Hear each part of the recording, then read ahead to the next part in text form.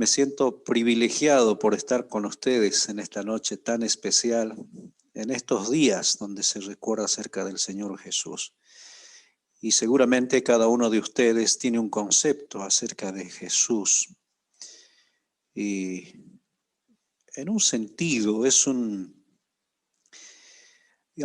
poquito complicado, difícil poder seguir al Señor Jesús en toda la Escritura y en un breve tiempo como tenemos como ahora.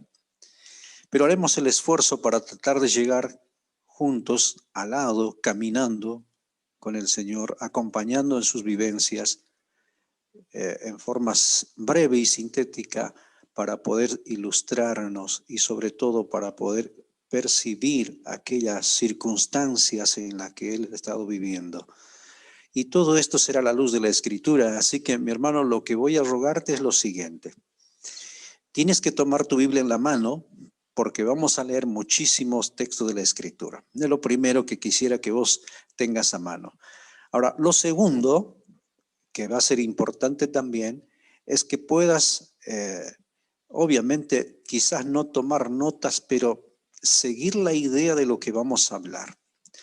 Porque es necesario y es importante que cada paso que demos, notemos cómo se va formando las circunstancias que nos van a llevar con Cristo caminando hacia la cruz. Es un día importante y es un día especial para seguir al Señor y recordarlo como en estos días. Así que, hermanos, les invito a que oremos al Señor brevemente y cada uno de nosotros podamos pedirle al Señor que hable a nuestro corazón. Oremos, hermanos. Padre, con cuánta gratitud, Señor, nos acercamos siempre a ti. Tú eres nuestro Dios, a quien le debemos todo, absolutamente todo, de quien dependemos para todas las cosas. Señor, gracias por darnos la oportunidad de estar juntos por medio de este medio del Zoom, poder vernos, poder compartir y también, Señor, abrir tu palabra y leerla. Ilumina nuestra mente y nuestro corazón, que tu espíritu se siente en libertad para obrar en nuestros corazones y que nada impida, Señor, este momento especial de estar sumergido en tu palabra. Ayúdanos. Oramos sabiendo, Señor, que de ti recibiremos una respuesta. En el nombre de Cristo Jesús. Amén. Queridos hermanos, qué importante es en estos tiempos, no solamente para los creyentes, sino para el mundo entero, recordar al Salvador. Algunos lo verán de una manera, otros de otra, con distintos conceptos, distintas ideas, pero nosotros tenemos que mirarlo desde el punto de vista bíblico. Y hay una pregunta, quizás para esta noche, dos preguntas que nos van a ayudar a ir caminando con el Señor hacia la cruz. La primera pregunta es, ¿quién es Jesús? ¿Quién es Jesús?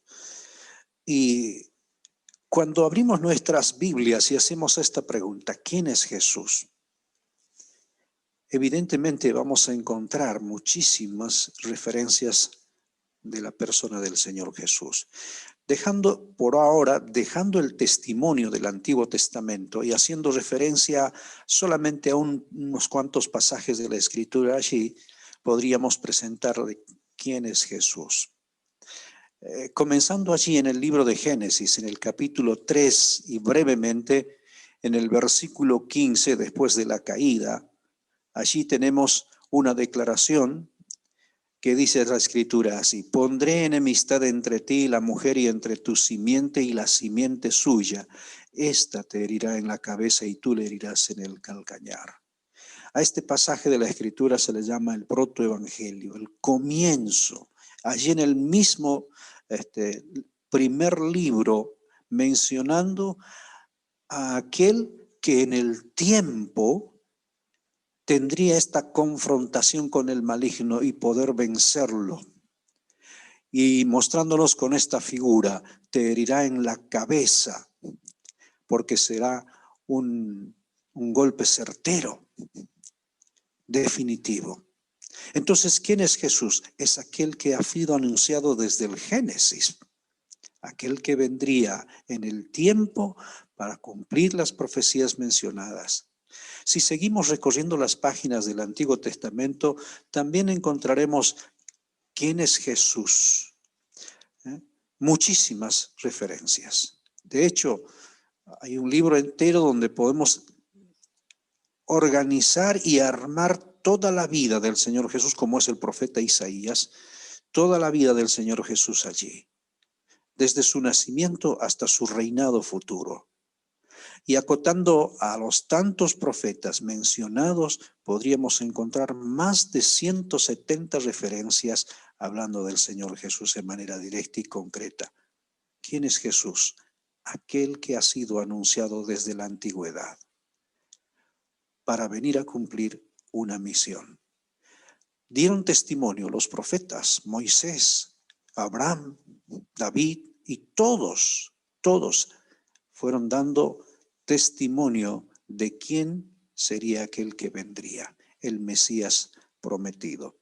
Por eso algunos lo conocen a Jesús como un gran maestro, como un gran líder, como alguien importante. Pero quienes leemos la Biblia sabemos quién es Jesús, el Mesías prometido. Ahora, dejando un poquito el Antiguo Testamento, vamos al Nuevo Testamento y veamos el testimonio de aquellos que han estado cerca de Jesús y qué dijeron acerca de su persona. Comenzando en el primer libro del Nuevo Testamento, allí en Mateo. Fíjense conmigo, por favor, en Mateo 1:1. Y allí está el escritor haciendo una mención interesante. Dice, libro de la genealogía de Jesucristo, hijo de David, hijo de Abraham. ¿Quién es Jesús? El escritor de este evangelio está haciendo referencia a Jesús, diciéndonos que este es el hijo de David e hijo de Abraham. Pero tiene una connotación sumamente importante esta declaración, porque en forma sintética diríamos que Jesús es aquel que es el heredero de las promesas hechas sobre un reino eterno a David. Y es el heredero de las promesas sobre una tierra prometida hecha a Abraham allí en Génesis. Entonces, ¿quién es Jesús? El que tiene toda la autoridad y, digamos, toda la veracidad del testimonio dado por este hombre Mateo, un publicano, aquel que escribió este evangelio precisamente para presentar a Cristo como un rey. Ahora, miran hermanos, por favor, en el evangelio de Juan, ahora en el primer versículo del evangelio de Juan. Dice el primer versículo del evangelio de Juan estas palabras. En el principio era el Verbo, y el Verbo era con Dios, y el Verbo era Dios. Esta es la declaración más formidable hecho por uno de los apóstoles, uno de los discípulos del Señor Jesús. En el principio era el Verbo. La primera frase mostrándonos la eternidad de Jesús. No nos da principio, pero nos dice que Él era. Y la segunda frase que dice, y el Verbo era con Dios, mostrándonos la unidad del Hijo con el Padre. Y la tercera frase diciéndonos, y el Verbo era Dios, mostrándonos su deidad. ¿Quién era Jesús? ¿O quién es Jesús? El eterno, el que es uno con el Padre y el que es Dios. Esta es la referencia de Juan. Y él en su primera carta dijo estas palabras allí por los primeros versículos. Nuestros ojos lo vieron, nuestras manos palparon tocante al Verbo de vida.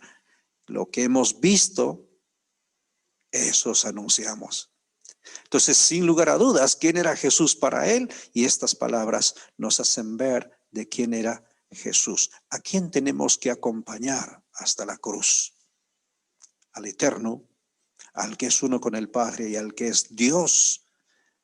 Ahora, no solamente es esto, Hermanos, fíjense por favor en el Evangelio de Juan, en el capítulo 1, en el versículo 29. Observe quién se presenta aquí para dar testimonio. Dice Juan el Bautista. El siguiente día vio Juan a Jesús que venía a él y dijo: he aquí el Cordero de Dios que quita el pecado del mundo. ¿Quién es Jesús?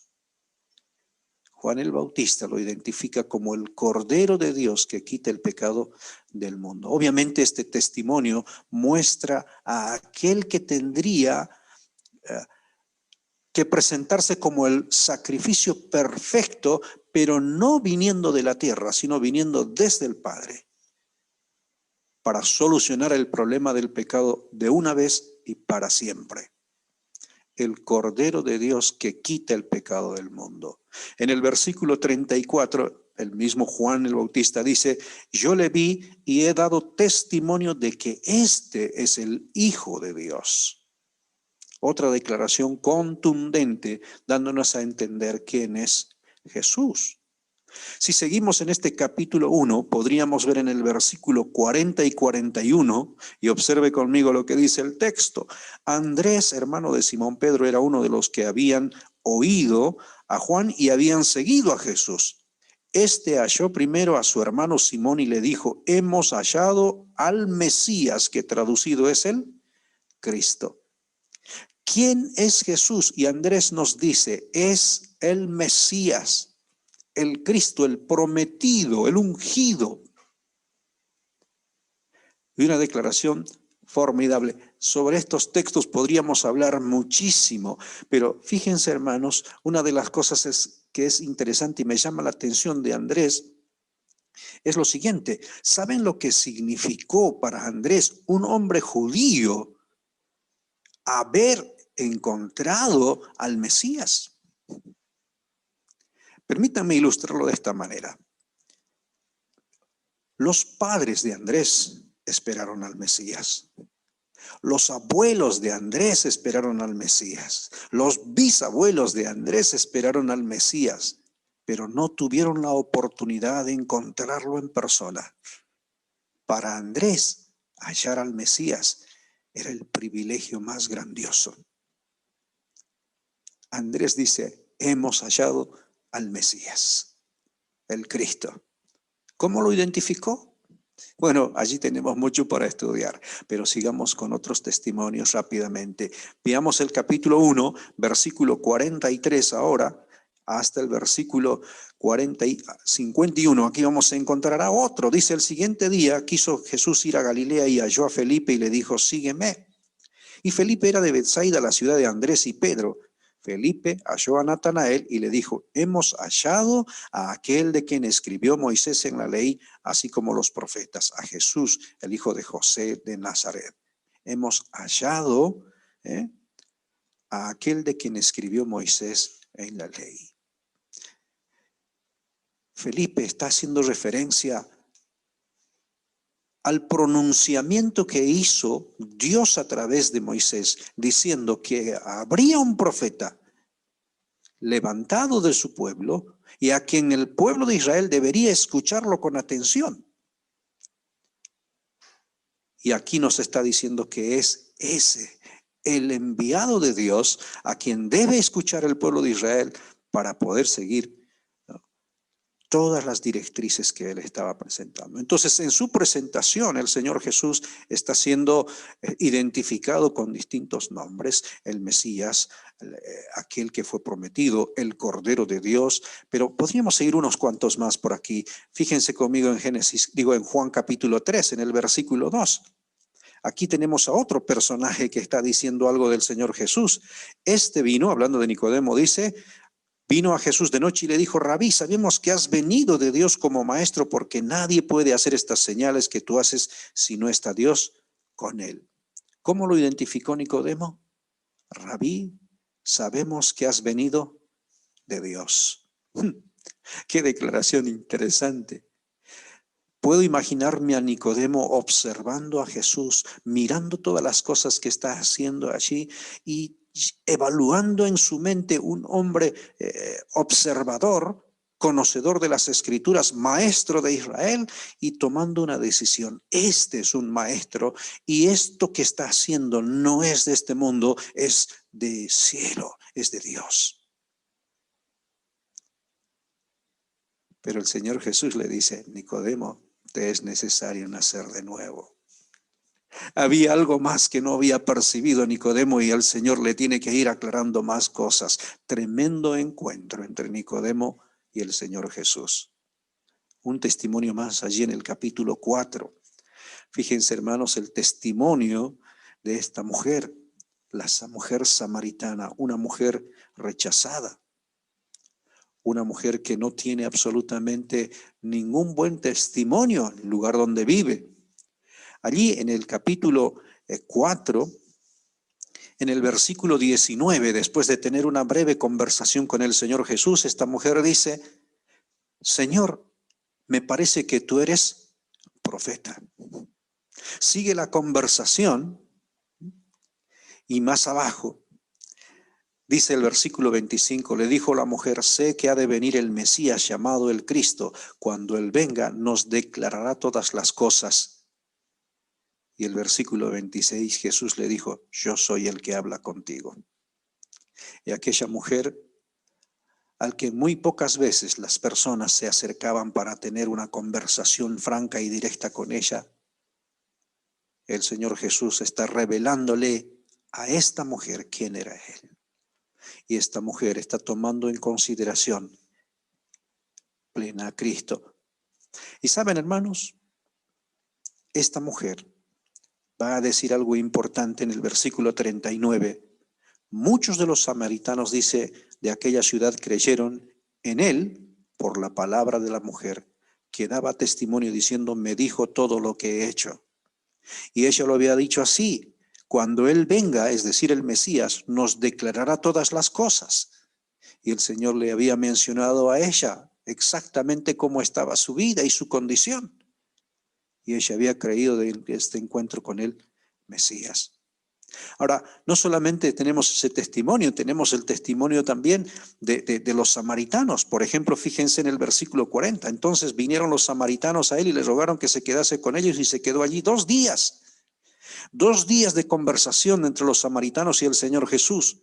Y en el versículo 41 dice: y creyeron a muchos más por la palabra de él, y decían a la mujer: ya no creemos solamente por tu dicho, porque nosotros mismos hemos oído y sabemos que verdaderamente este es el Salvador del mundo, el Cristo. Ahora observe esa declaración.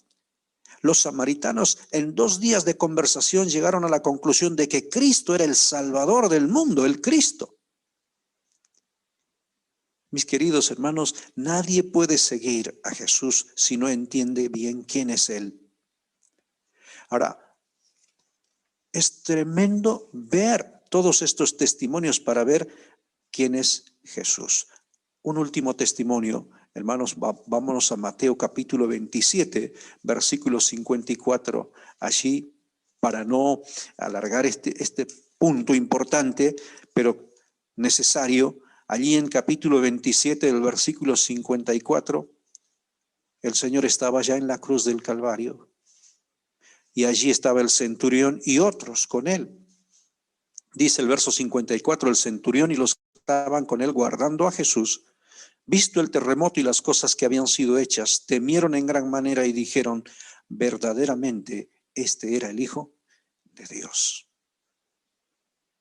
Y estas son las cosas que sorprenden, porque no salen de los labios del Señor diciendo quién era Él, sino hay personas que tuvieron este encuentro con Cristo, y este encuentro con Cristo les dio a ellos una evidencia concreta para decir: este es el Salvador del mundo, este es el Cordero de Dios que quita el pecado del mundo, este es el Mesías a quien hemos hallado. Y podríamos seguir mencionando todos estos testimonios. Y aquí, hermanos, ¿saben?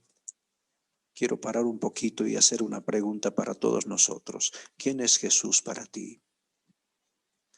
¿Quién es Jesús para ti? ¿Cuál sería tu testimonio si alguien te preguntara quién es Jesús para ti? ¿Qué le dirías? ¿Cuáles serían tus palabras? ¿De qué manera tú estarías expresando esto que tienes como concepto concreto de quién es Jesús? Saben, esa es la pregunta que a muchas de las personas no pueden responder. Pero los hijos de Dios podemos responder con claridad.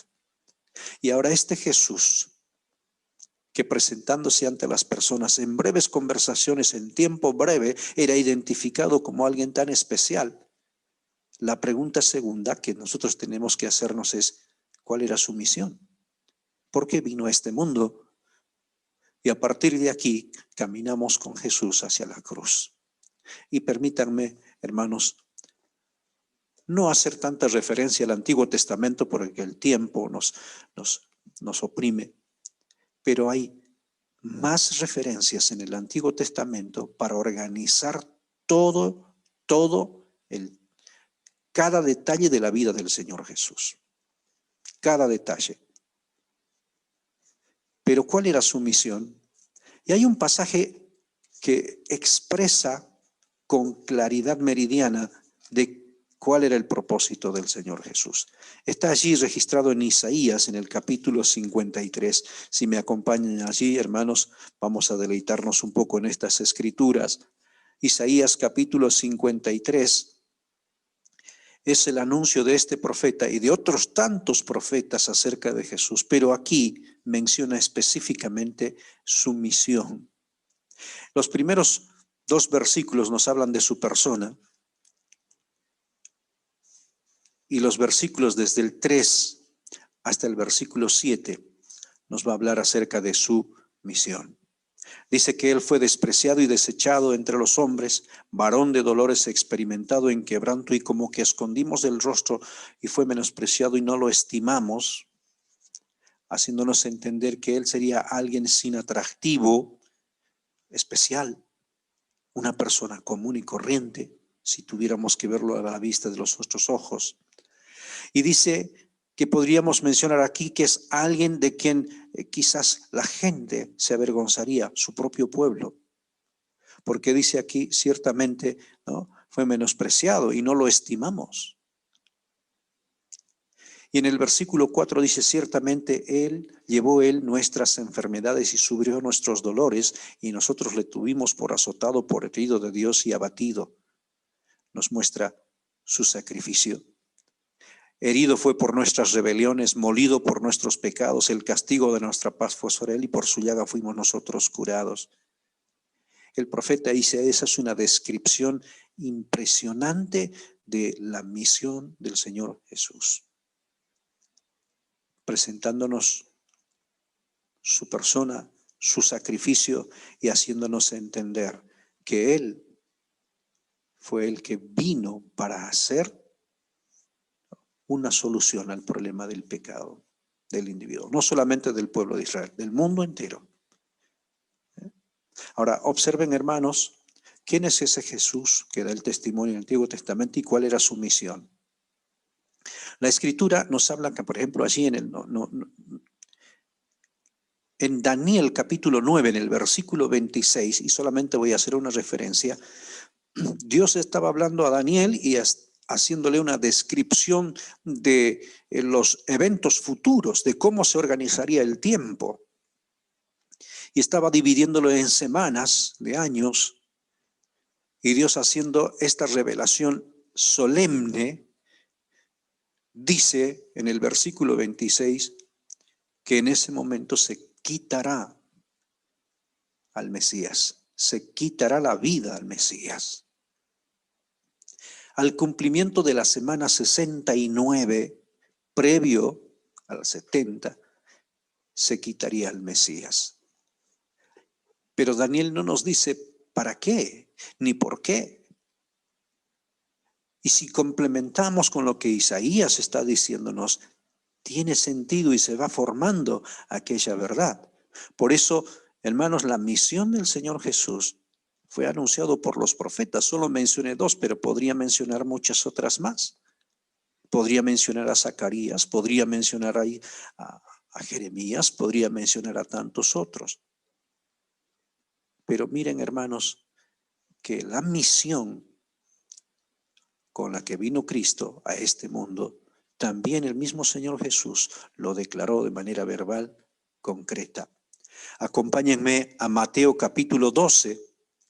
Mateo capítulo 12, los versículos 39 y 40. Dice la Escritura allí de esta manera: Él respondió y les dijo: la generación mala y adúltera demanda señal, pero señal no le será dada sino la señal del profeta Jonás. Porque como estuvo Jonás en el vientre del gran pez 3 días y 3 noches, así estará el Hijo del Hombre en el corazón de la tierra 3 días y 3 noches. Esta es una declaración del Señor Jesús. Su muerte sería una señal. La experiencia de Jonás, tomando como un tipo de lo que le pasaría al Señor Jesús, anticipando ante la oposición de los principales sacerdotes. Esta declaración ocurre a raíz de que los principales sacerdotes, los fariseos, aquellos estaban en una oposición tremenda y atribuían los milagros del Señor Jesús a hechos por el demonio. Fue un insulto directo a su persona y el Señor les dice: no les daré ninguna otra señal, porque hipócritamente le pedían una señal cuando habían visto aquello que solamente el Mesías podría hacer. Ahora, miren, hermanos, el Señor Jesús lo anunció. Si prestan atención en Mateo 16, versículo 4, dice así la Escritura: la generación mala y adúltera demanda señal, pero señal no le será dada sino la señal del profeta Jonás. Y dejándolo se fue. Nuevamente haciendo referencia a esta, pero es una declaración todavía un poco tenue, no tan concreta. Pero a medida que va pasando el tiempo, el Señor Jesús va a ir aclarando concreta y específicamente cuál fue su misión. Ahora miren por favor Mateo capítulo 17 en el versículo 22 y 23. Allí dice el Señor Jesús: estando ellos en Galilea, Jesús les dijo: el Hijo del Hombre será entregado en manos de hombres y le matarán, mas al tercer día resucitará. Y ellos se entristecieron en gran manera. Ahora, esta es, hermanos, la declaración del Señor Jesús concreta. Antes de esta declaración hay una en Mateo 16, 21. Ante la creciente oposición, el Señor hizo esta declaración en Mateo 16, 21. Desde entonces comenzó Jesús a declarar a sus discípulos que era necesario ir a Jerusalén y padecer mucho de los ancianos, de los principales sacerdotes y de los escribas, y ser muerto y resucitar al tercer día. Le era necesario, resalto esta frase, era necesario. Por eso Mateo 17, 22 al 23 es la segunda vez que el Señor va a hacer una declaración mucho más concreta. Ahora, miren, hermanos, Mateo capítulo 20, versículo 17 al 19.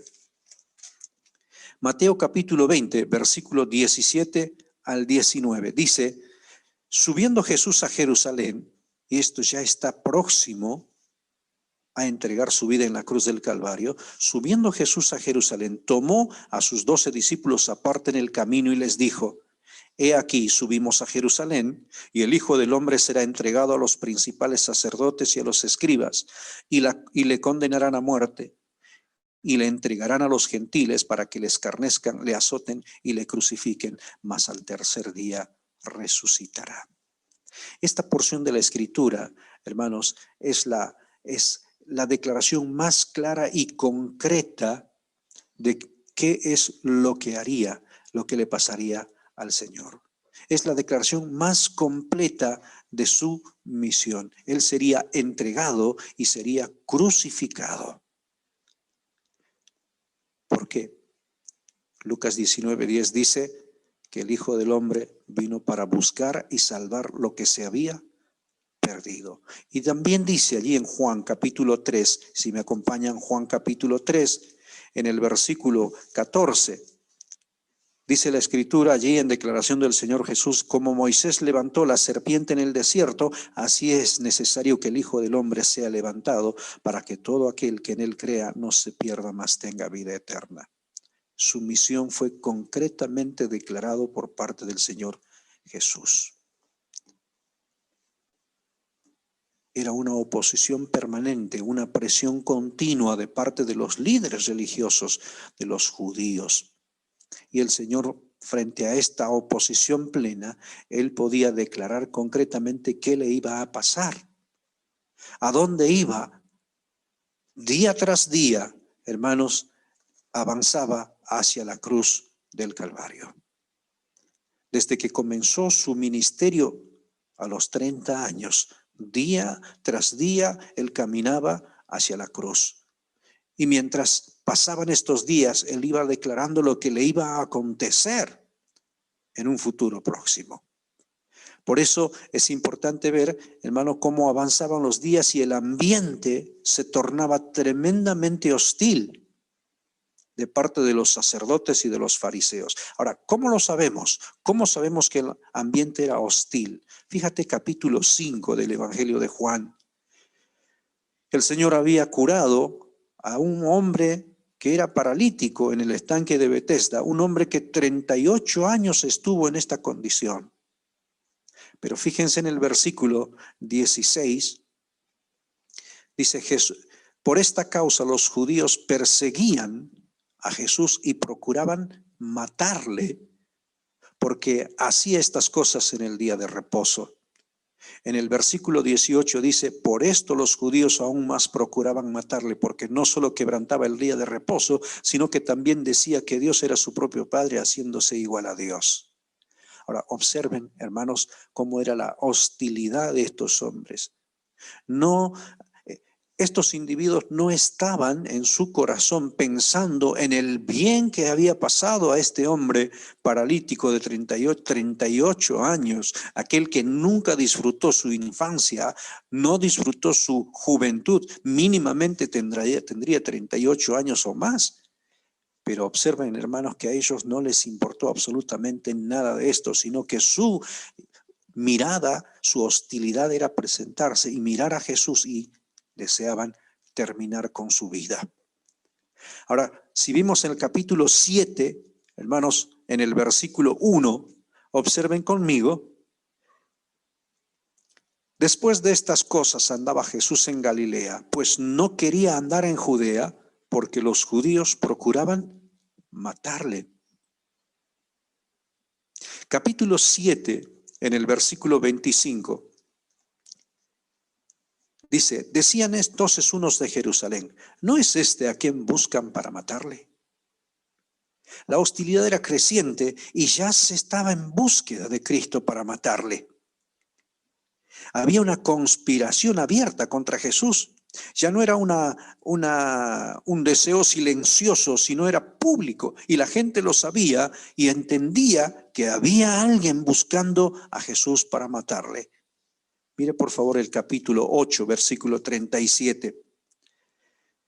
El Señor Jesús, en una confrontación con estos individuos, les dice, sé que sois descendientes de Abraham, pero procuráis matarme, porque mi palabra no haya cabida en vosotros. Aquellos hombres no quisieron escuchar al profeta anunciado por Moisés en la antigüedad. No escucharon la palabra de Dios del Mesías, del enviado de Cristo. Su objetivo es matarle. Ahora, fíjense conmigo en el capítulo 8, en el versículo 40. Dice la escritura allí, el Señor dice, pero ahora procuráis matarme a mí, hombre que os he hablado la verdad, la cual he oído de Dios. ¿No hizo esto Abraham? Ahora, hermanos, es interesante en esta conversación del Señor con estos individuos. Abraham había escuchado de Dios y se volcó por la justicia y la verdad, pero estos hombres no querían escuchar la verdad. Estaban embaucados, encaminados a buscar y vivir en el pecado. Cristo les hablaba la verdad, Cristo les hablaba la palabra de Dios y ellos no encontraban espacio en su mente ni en su corazón para atesorar aquellas verdades. Por eso todos estos individuos estaban de acuerdo en este plan. Si miras conmigo Juan capítulo 11, en el versículo 47 al 53, observa lo que dice la escritura allí, hermano. Entonces los principales sacerdotes y los fariseos reunieron el concilio y dijeron, ¿qué haremos? Porque este hombre hace muchas señales. Si le dejamos así, todos creerán en él y vendrán los romanos y destruirán nuestro lugar santo y nuestra nación. Entonces Caifás, uno de ellos, sumo sacerdote, aquel año les dijo, vosotros no sabéis nada, ni pensáis que nos conviene que un hombre muera por el pueblo y no que toda la nación perezca. Esto no lo dijo por sí mismo, sino que como era el sumo sacerdote de aquel año, profetizó que Jesús había de morir por la nación. Y no solamente por la nación, sino también para congregar en uno a los hijos de Dios que estaban dispersos. Versículo 53. Así que desde aquel día acordaron matarle. Era una conspiración. Todos estaban de acuerdo. ¿Y qué hicieron? ¿Qué hicieron, hermanos? No era la primera vez que se reunieron para concretar el plan de matar al Señor Jesús. Ellos ya habían hecho intentos previos para poder matar al Señor Jesús. Mire, por favor, retrocediendo al capítulo 7, al versículo 20. Capítulo 7 de Juan, en el versículo 20. Respondió la multitud y dijo, demonio tienes, ¿quién procura matarte? ¿Quién procura matarte? Es interesante, hermanos, que en el versículo 30, ahora dice, entonces procuraban prenderle. Estos eran los esfuerzos para poder prenderle y poder matarle al Señor Jesús. Pero dice, ninguno le echó mano. Si prestas atención al versículo 32, dice, los fariseos oyeron a la gente que murmuraba de él estas cosas, y los principales sacerdotes y los fariseos enviaron alguaciles para que le prendiesen. Interesante esta declaración. Ahora, capítulo 7, en el versículo 44, otro suceso, y allí dice la escritura, algunos de ellos querían prenderle, pero ninguno le echó mano. En el capítulo 8, en el versículo 20, habló el Señor Jesús después de este suceso de la mujer adúltera. Dijo, estas palabras habló Jesús en el lugar de las ofrendas, enseñando en el templo, y nadie le prendió. Nadie le prendió. Ahora en el capítulo 10, en el versículo 39, encontramos otra declaración. ¿Qué dice allí? Procuraron otra vez prenderle, pero él se escapó de sus manos. Obviamente en el capítulo 11, versículo 57, dice estas palabras. Preste atención, hermano. Dice, y los principales sacerdotes y los fariseos habían dado orden de que si alguno supiese dónde estaba, lo manifestase para que le prendiesen. En el capítulo 18, en el versículo 12 de Juan, observe conmigo esta declaración.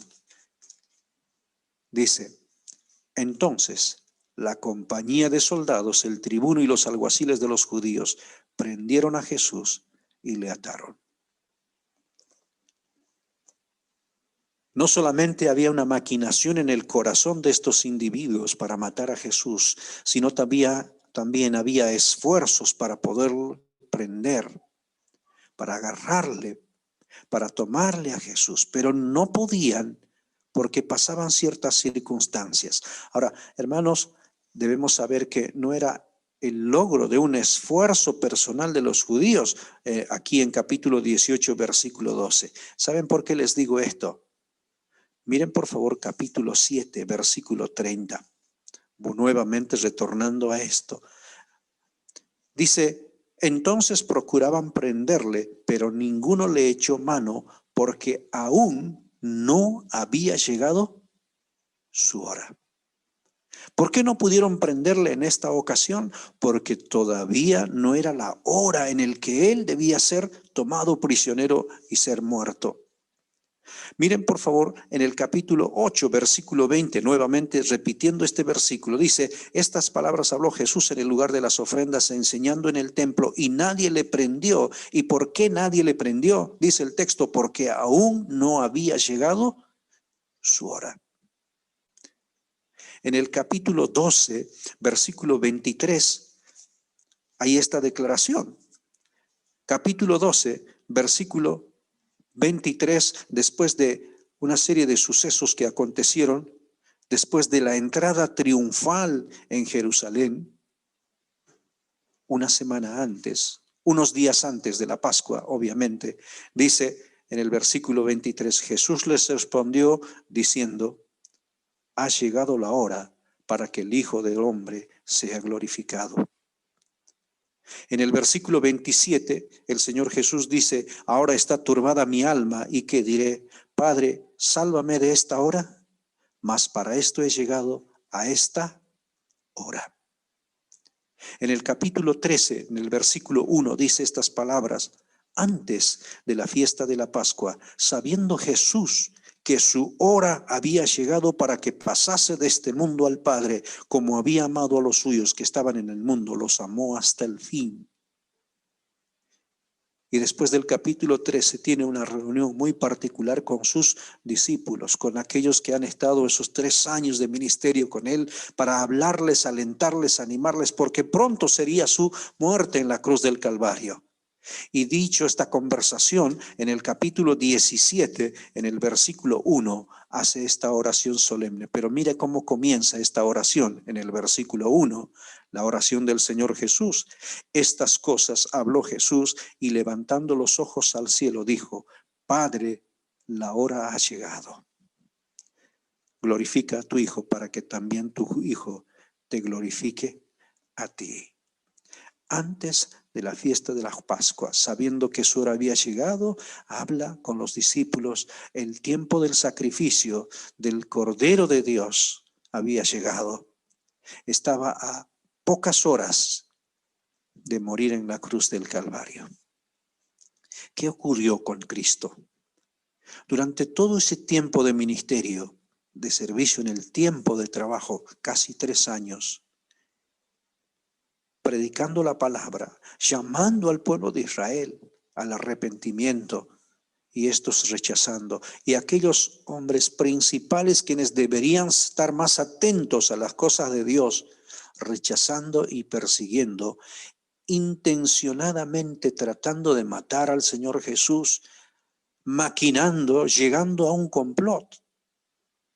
Pero no pudieron hacerlo todavía, porque la hora de la muerte del Señor Jesús no estaba en mano de los sacerdotes, sino de aquel que había determinado cuál era la hora de la muerte del Cordero de la cruz del Calvario. Saben, hermanos, esto es grandioso. Cuando seguimos al Señor Jesús durante todo su tiempo de ministerio en la cruz, camino hacia la cruz, día tras día, en cada circunstancia, en cada situación, Él tiene que vivir esta experiencia. Por un lado va haciendo bien a la gente, mostrando quién es Él, pero por el otro lado tiene la oposición. Y ahora ha llegado la hora de presentarse, y el Señor Jesús es tomado prisionero. Ahora, fíjense por favor, hermanos, siguiendo Mateo capítulo 26. Mateo capítulo 26.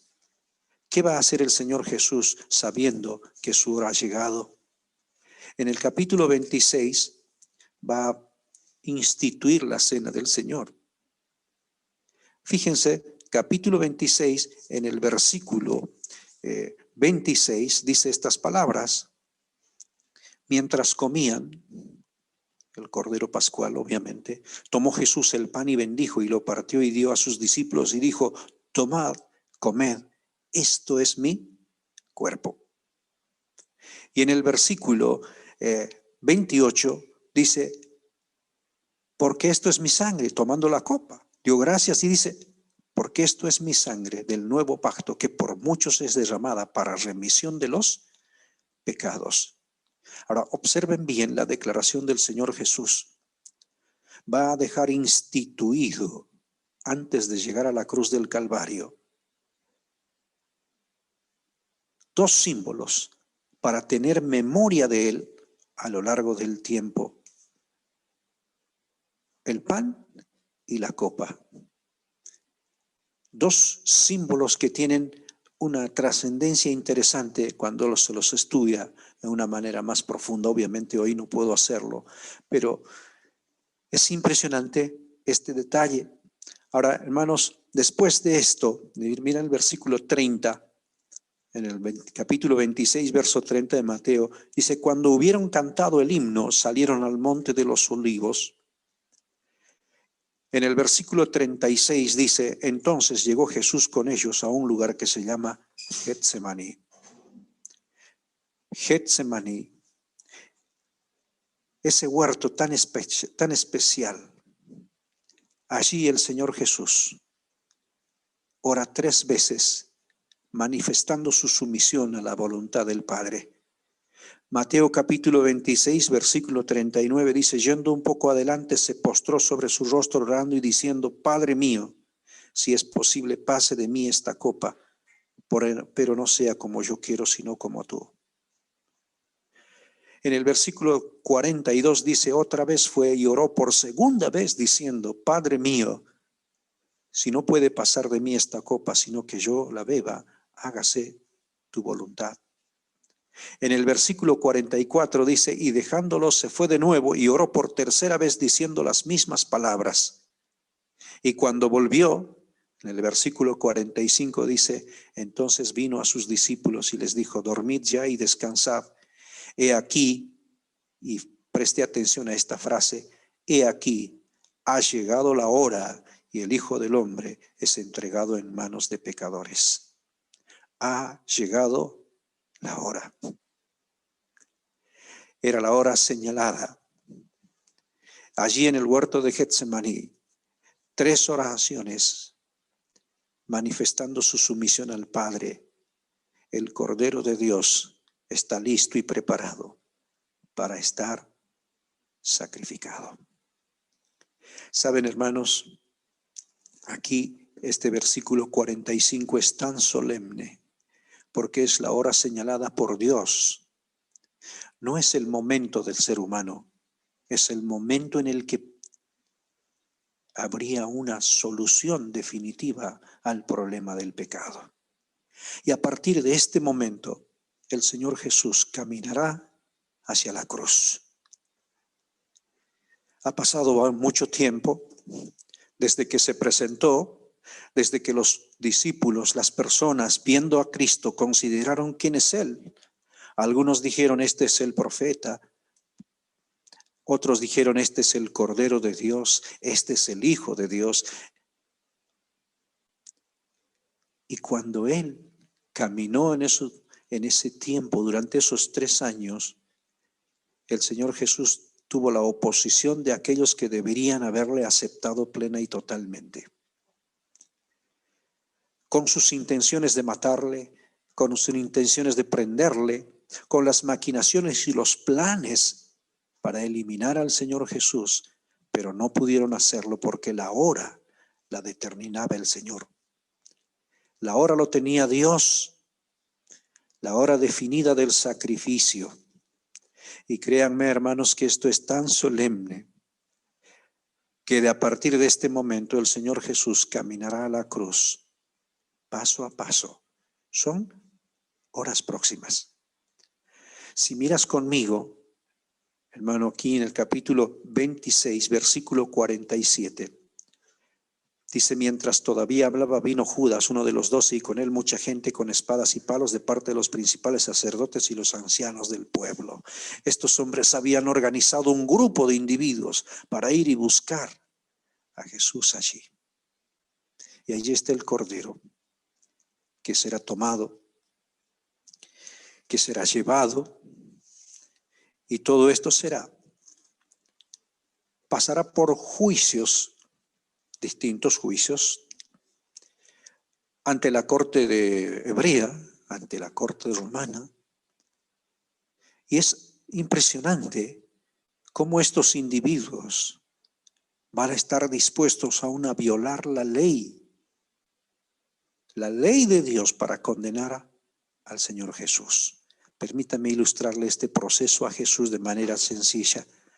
Allí en el versículo 57 de Mateo 26 dice: los que prendieron a Jesús les llevaron al sumo sacerdote Caifás, a donde estaban reunidos los escribas y los ancianos.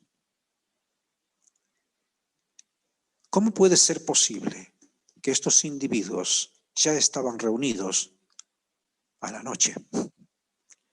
Jamás debían reunirse de noche para emitir un juicio.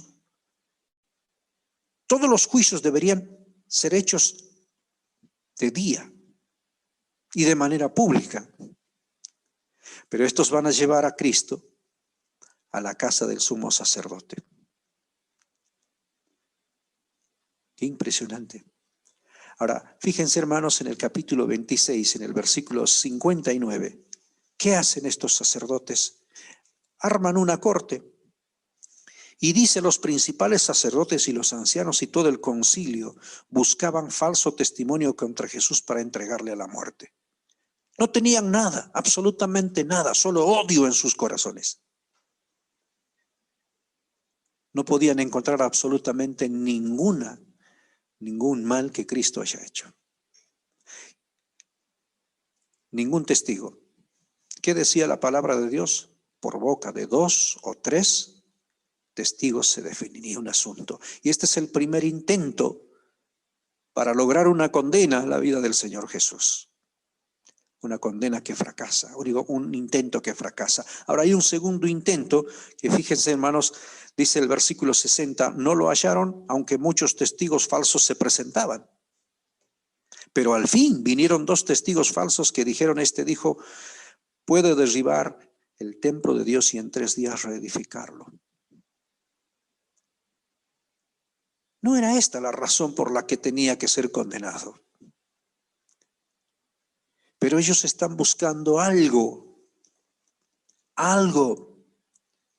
Y este segundo intento también tiene su fracaso, porque evidentemente no están convencidos para llevarlo a la muerte, porque de otra manera serían acusados. Ahora dice en el versículo 63, Jesús callaba.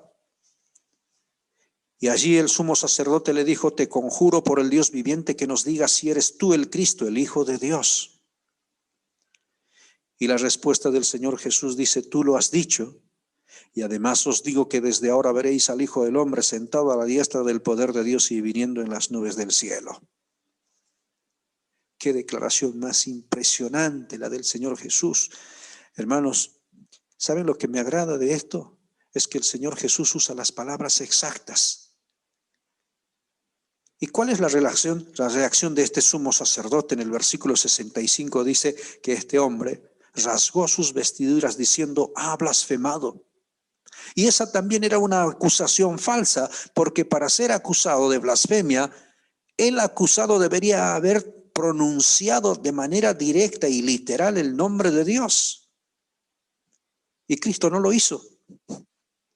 Por eso les decía que la respuesta del Señor Jesús es impresionante. Ahora el sumo sacerdote rasgó sus vestiduras. Aquel sumo sacerdote que estaba buscando testigos falsos para condenarle. En su primer intento y en su segundo intento, y ahora acusa de blasfemo. Pero ¿qué es lo más terrible? Que él muestra una falsa sensibilidad rasgando sus vestiduras. Cuando leí esta porción de la Escritura pensé en el Señor Jesús, en el corazón del Señor Jesús. Yo creo que el corazón del Señor Jesús estaba siendo rasgado por la malicia de cada uno de estos individuos. Pero pronto el Señor, Dios el Padre, rasgaría el velo del templo para abrir y desechar todos aquellos individuos y abrir las puertas de la salvación por medio de Cristo. Así que era impresionante todos estos asuntos. Ahora, miren, hermanos, La imputación fue blasfema. Todo este juicio planteado ante la corte hebrea era una farsa. Prestándole atención a cada detalle, a cada asunto en este camino a la cruz del Señor Jesús, podremos encontrar por lo menos 12 violaciones a la ley de Dios de parte de los sacerdotes, los fariseos y estos individuos que estaban en búsqueda de condenar al Señor. Puedo mencionarles algunas. Por ejemplo, los procesos que deberían condenar a muerte debían celebrarse de día y la sentencia condenatoria no se debía pronunciar el mismo día, sino esperar un día más. Así decía la ley. Ahora, la ley mosaica también establecía que la ejecución de la sentencia condenatoria no debía ser el mismo día, sino al día siguiente. Es decir, en el caso de que Jesús fuese encontrado culpable, él debería haber sido condenado no ese mismo día, sino al otro día, al siguiente. Ahora, la ley hebrea también, hermanos, establecía de qué manera los testigos debían presentarse. Estos individuos no cumplieron las exigencias y formalidades sobre los testigos. Ellos estaban en búsqueda de testigos para ver quién podía testificar. Y allí está el Señor Jesús parado frente a esta corte hebrea, viendo cómo una a una van violando la ley de Dios para lograr condenarle a muerte. Ahora, ¿saben un detalle también? Para condenar a alguien a la muerte, se requería la mayoría, más básicamente de los 71 miembros del Gran Sanedrín. Habían dos grupos, 71 miembros por un lado o 24 grupos, que es el grupo del Sanedrín pequeño, corto, digamos así, para tratar ciertos asuntos de importancia. Pero en esta decisión debían estar de acuerdo los 71 miembros del Sanedrín. Y no estuvieron todos. De hecho, Nicodemo, que era parte de esto, José de Arimatea, que era parte de esto, no estarían presentes allí. Por eso la corte hebrea era una farsa. Solamente eran una máscara para poder condenar al Señor Jesús. Pero Jesús después de esto fue llevado ante la corte romana. Fue llevado y presentado ante Poncio Pilato. Posteriormente fue llevado ante Herodes y devuelto para venir ante Poncio Pilato. En los intentos de poder matar al Señor Jesús. Mira por favor el capítulo 27, versículo 1. Venida la mañana, todos los principales sacerdotes y los ancianos del pueblo entraron en consejo contra Jesús para entregarle a muerte y le llevaron atado y le entregaron a Poncio Pilato el gobernador. Otra vez un acuerdo. Y saben, hermanos, esta es la parte más triste. No tienen pruebas, no tienen testigos, han violado la ley, pero se han presentado como jueces y como acusadores, violando flagrantemente la ley de Dios. Y ahora presentan al Señor Jesús ante Poncio Pilato. Menciono esto, ¿saben por qué, hermanos? Porque la ley decía que el blasfemo tenía que morir lapidado con piedras. Si ellos determinaron y condenaron al Señor Jesús, deberían haberle dado muerte apedreándolo por blasfemo. Pero ¿qué ocurre? Ellos se van a limpiar las manos porque están próximos a una fiesta, la de la Pascua. Entonces no quieren ensuciarse, entre comillas, y van a presentar a Jesús para que sea Poncio Pilato quien lo condene a muerte. Y ellos harán una presión en esta corte romana para que pueda darse una vía libre en este asunto. de la condena al Señor Jesús. Por eso es llevado ante Poncio Pilato. Y saben, hermanos, aquí frente a Poncio Pilato, se da cuenta inmediatamente que no había ningún delito en Jesús. Porque lo dice en el capítulo 27, en el versículo 18. Dice, porque sabía que por envidia le habían entregado. Poncio Pilato, un gobernador, entendía básicamente de todos estos asuntos de demandas y de sentencias, estaba para eso. Pero en la conversación con el Señor Jesús no encontró ningún delito. Y lo dijo claramente, no encuentro delito en él. Y saben, hermanos, la presión de estos individuos sobre Poncio Pilato hizo que él se lavara las manos. Dice en el capítulo 27, en el versículo 23, viendo Pilato que nada adelantaba, sino que se hacía más alboroto, tomó agua y se lavó las manos delante del pueblo, diciendo, inocente soy yo de la sangre de este justo, allá vosotros. Poncio Pilato dijo, inocente soy yo. Se lavó las manos mostrando que él no estaba de acuerdo con esto. Sin embargo, dio la sentencia. Pero observen, hermanos, la respuesta de estos individuos a Poncio Pilato en el versículo 25. Respondiendo todo el pueblo dijo, su sangre sea sobre nosotros y sobre nuestros hijos. A veces, hermanos, hay palabras que mencionamos condenándonos nosotros mismos y muchas veces a nuestros hijos. Por eso esta declaración fue tomado muy en cuenta por el Señor Jesús. Tiempo después, ese mismo templo y esos mismos individuos serían quitados. En el año 70 será destruido ese templo. Y hasta el día de hoy no existe ese templo.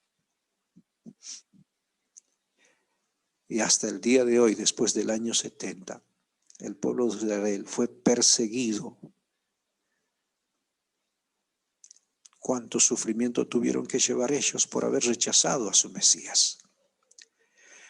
Después de esto viene la burla y la sentencia al Señor Jesús. Y observen conmigo, por favor, hermanos, aquel letrero en son de burla escrito por Poncio Pilato, diciendo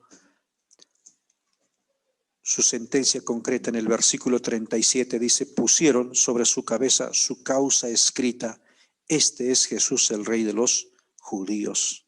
Entonces crucificaron con él a dos ladrones, uno a la derecha y otro a la izquierda. Saben, hermanos, todo este movimiento para condenar al Señor Jesús había sido previsto por Dios. Pero una cosa es impresionante aquí. Estos individuos sacaban la malicia de su corazón, maquinaban con sus pensamientos maldad y llevaban a cabo sus planes, entre comillas, demoníacos.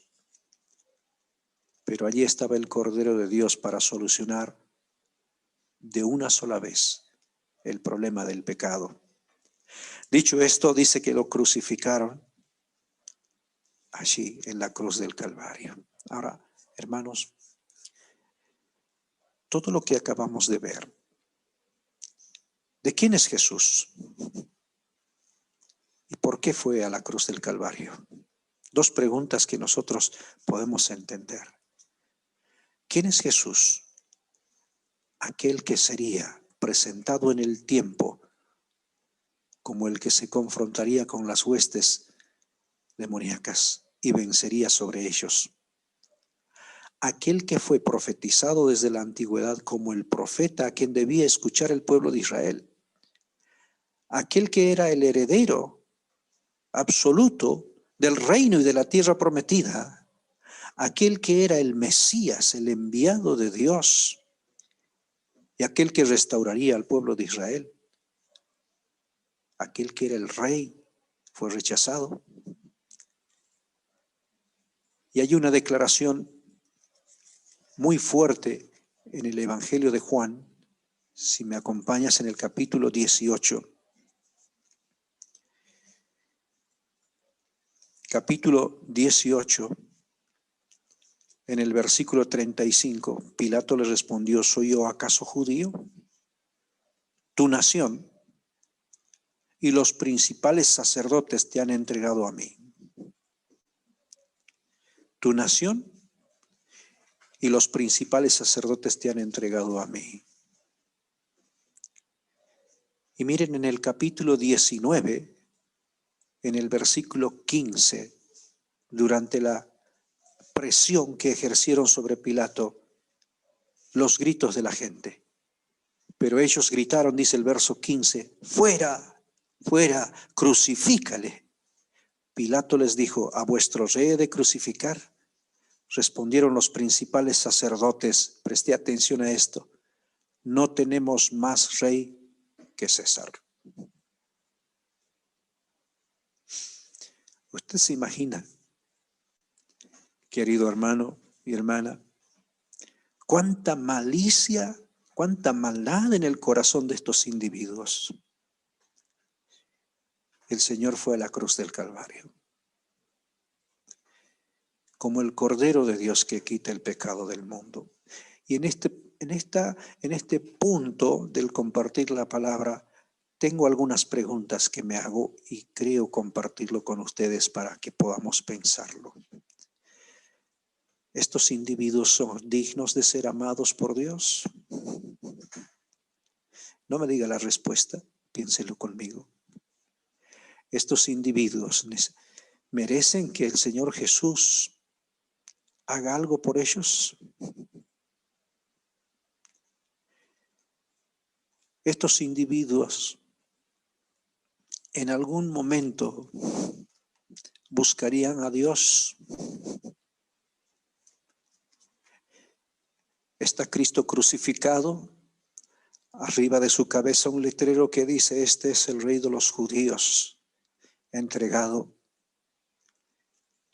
cumpliendo su misión más grandiosa. Pero encontré una declaración en Lucas 23, 34.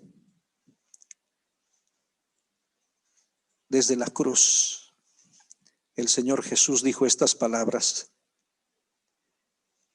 Padre, perdónalos, porque no saben lo que hacen.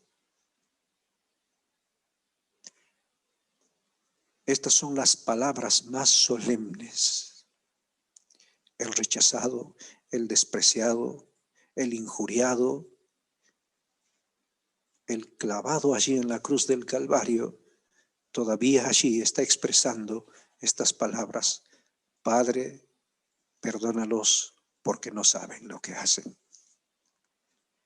Saben, hermanos, concluyo esta meditación acompañando al Señor Jesús hasta la cruz. Pero escuchando estas palabras, mi corazón se compunge. ¿Y saben por qué?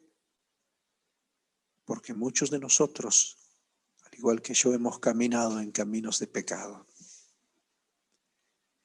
Y muchos de los que están quizás en este momento escuchándome, amigos, que no sabían quién era Jesús, pero ahora sí lo saben. Que no sabían qué pasó en su entorno y por qué fue entregado, pero ahora lo saben. También pueden ser receptores de esta oración que el Señor Jesús levantó en la cruz del Calvario: Padre, perdónalos porque no saben lo que hacen. ¿Saben que Cristo levantó estas palabras en la cruz del Calvario en el momento más crucial de su vida, enfrentando la muerte cara a cara y entregando su vida? Y de su corazón sale estas palabras: Padre, perdónalos porque no saben lo que hacen. Cuánto amor se expresa desde la cruz. Cuánta gracia brota desde la cruz. Cuánto perdón emana desde la cruz.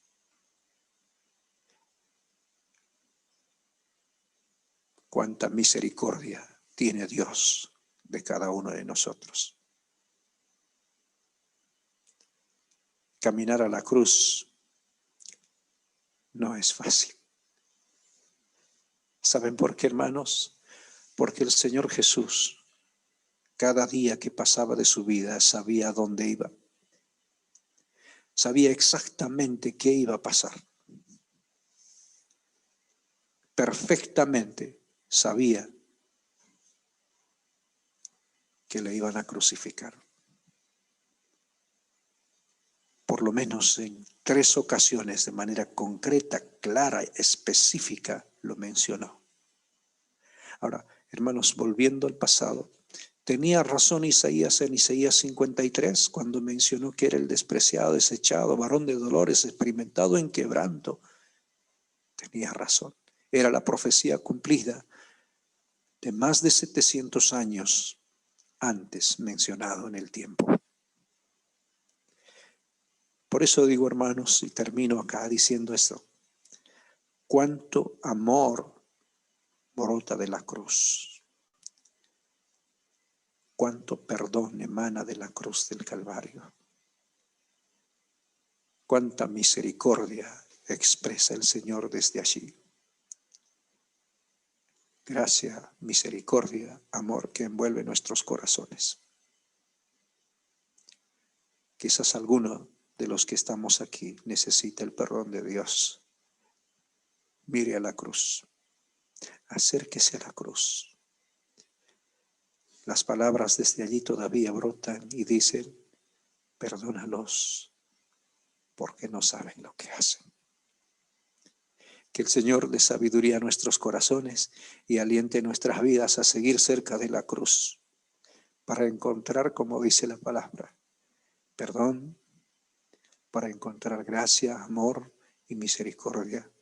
El apóstol Pablo lo expresó de esta manera: mas Dios muestra su amor para con nosotros en que, siendo aún pecadores, Cristo murió por nosotros. Que Dios bendiga su palabra. Amén.